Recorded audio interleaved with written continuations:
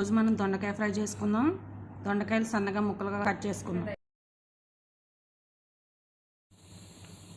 మూకుడు పెట్టుకుని మనం 2 స్పూన్లు ఆయిల్ వేసుకుందాం.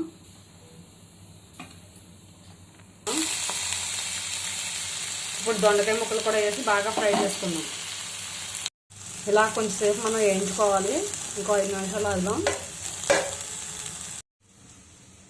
కరివేపాకు, పచ్చిమిర్చి 2, ఎండుమిరపకాయలు 3, కొంచెం కొబ్బరి,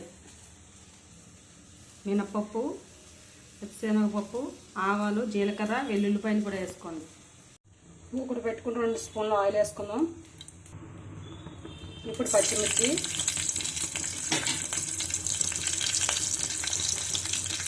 ఇప్పుడు శనగపప్పు, మినపప్పు, ఆవాలు వేసుకున్నాం. జీలకర్ర, ఎండుమిర్చి, కరివేపాకు కూడా వేసుకున్నాం. ఇప్పుడు వేగిపోయింది. దొండకాయ ముక్కల్లో ఇది వేసేసుకుందాం. పోపు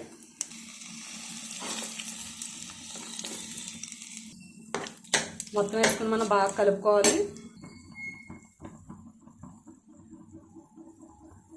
కొంచెం పసుపు, కొంచెం సాల్ట్,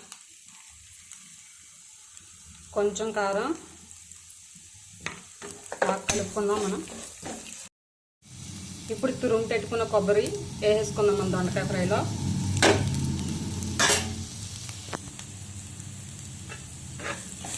పది నిమిషాలాగి మనం స్టవ్ ఆఫ్ చేసుకుందాం. దొండకాయ ఫ్రై రెడీ అయిపోయింది.